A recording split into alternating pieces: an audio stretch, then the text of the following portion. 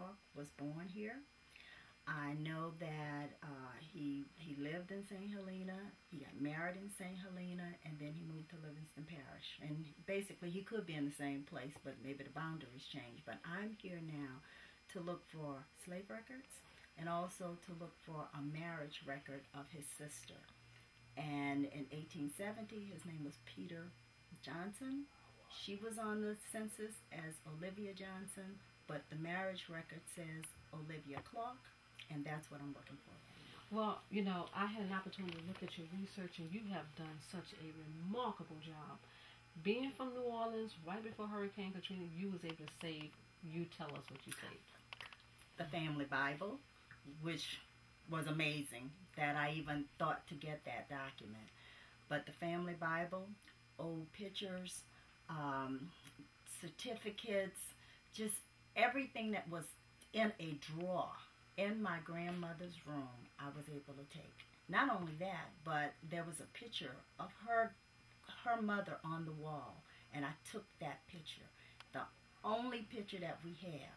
And I have seen that picture since a child, but I took a copy of that picture, and I'm just so grateful I have it. So if you had not taken the picture, it would have been lost in a hurricane. Lost. Oh my Everything would have been lost. The Bible. The Bible lost. And it says so something. So you follow that first instinct, just say, hey, take it. I can't even begin to tell you what made me do it. But I said to my mother, let me take this stuff. I will send it back. I just want to make copies of it. I'll give it back to you. By August, we know what happened. Hurricane. And you were so happy that you took that information and it's in the family today. Absolutely. So when you moved to D.C. after the hurricane, you was just in your place, huh? Well, actually, I've always lived there. I've been there for the last 20 years. Okay. My home became Camp Katrina. Okay. So it was a place for people to come from New Orleans to stay there during the hurricane until they could get situated. So how much time and how long have you been researching at the National Archives? I have been going to the National Archives since 2004 because I first started with my South Carolina family. And I didn't know anything about my father's people. And I decided, let me start with the South Carolina people. But something said to me after Hurricane Katrina, stop looking for your South Carolina people. Look at your Louisiana people. I mean, my mom, she was alive. She could answer all the questions. And the place to start is with who's here now. Yes. And I'm so grateful I did that. Tell me, when you go to the National Archives, and I know, have you visited College Park? Yes. Oh, yes.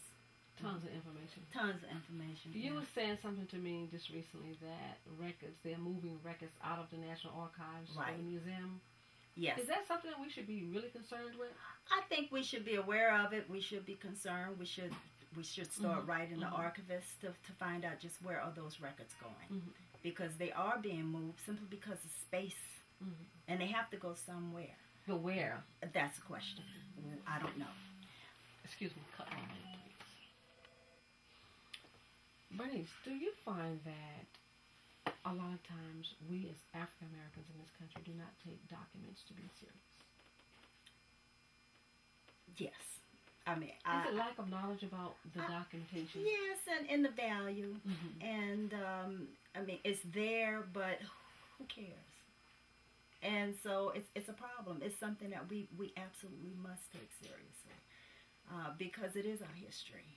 And those records go to the dumpster, the shredder, or what have you, rather than into somebody's repository so they can study those records. And there's no funding to preserve the records with all the budget cuts. That's right. That's right. Why do you think that a handful of us that love this family history and everybody else say, that stuff is not important, move on. Why are you researching all that old stuff? You ever get that to happen to you? Oh, yes. Do people think you're crazy? Oh, yes. Oh, yes. However, I have also had opportunity to convince people of the value of what I'm doing. And, I mean, it starts at home. And it starts with the family. sharing with the family what I've uncovered, and it's wonderful to see the transformation when family members will then say, "Look at what we have." I look at and I look we, but that's okay because they now understand the value. But more importantly, my mother understood the value, and she got on the phone and she would call people and say, "Give her this picture. She's trying to find information. Tell her about this person." And so I think what we could do is go to the oldest person in our family. They will understand. It's the young people that we have to educate. The older ones, I really feel they understand the value of it because they know they're getting ready to move on. And they want to pass that legacy and that information down to someone that would value that. That's right. I think every That's right. family has a genealogist. Do you think Oh, a family yes. historian? You have somebody. I mean, the family reunions, you're going to have somebody in a corner telling you about what happened when. That's the person everyone needs to sit around and listen to. That's the storyteller. That's right. And should every family place for tables inside here? For all your ancestors that you're looking for, from the inside of these walls, there's names, events, places, dates. So, and some of these books have not yet been identified. Wow. And so they're here now going through some of these books, as you can see, have been on these shelves a long time.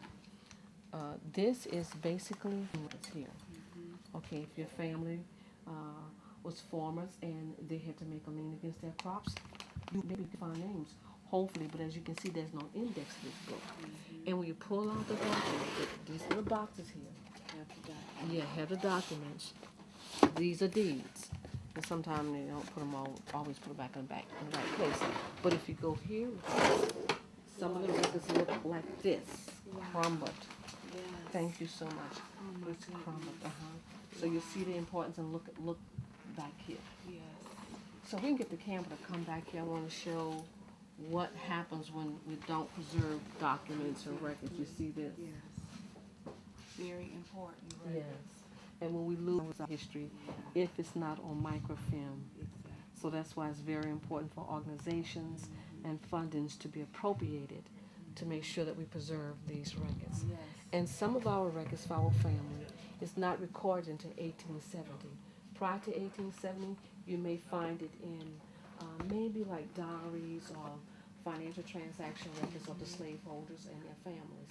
So therefore, these records are very vital and important to us in preserving so that we can learn more about our family. And that's the only way that we can do it is by looking at these documents. Wow. Now I'm going to take this and put it back here. The book that I have in my hand now, I'm going to put down some of my things here. And I'm so happy that Simon said that he found this book. Yes.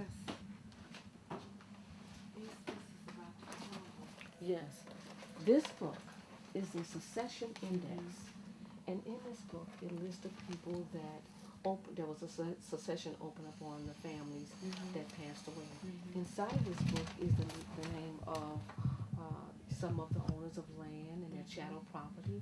Your family, my family was chattel property.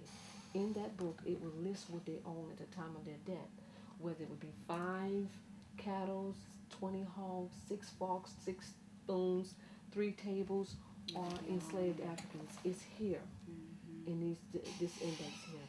Wow. When you use this index as a guide, then you come over to these records here. Now, what I teach you today, you should bring someone else back and teach them, so that the history can always be passed down, oral history. This is part of family reunions here, and this is part of the history. So you're getting in one. Slave owners that potentially owned slaves that were some of our ancestors. Today, we were able to see who some of those people were, but we. Could you pull out the cabinet and show it? Oh yeah, I sure can. We were able to find out who some of those people were. But we didn't actually see any of the names of our ancestors as a slave. There's Levi Harrell. There's Jacob Harrell, who is one of Levi's sons. So, and in these documents, there are a number of different things that have to do with each of their estates.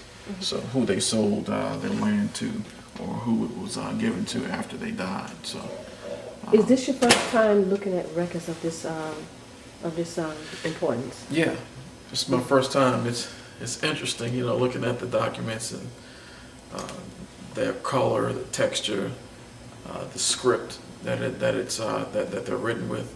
Um, it's interesting, you know. It's not something that you see every day, and just the appearance of the documents let you know that they have a good bit of age on them, you know. How do you feel when you find that you see people's names on the inventory sheets with the properties such as the chairs, the ox, the wagon, the mules, and looking at someone that was sold or praised for $500? It's a very I get a number of emotions, you know. It's humbling. It's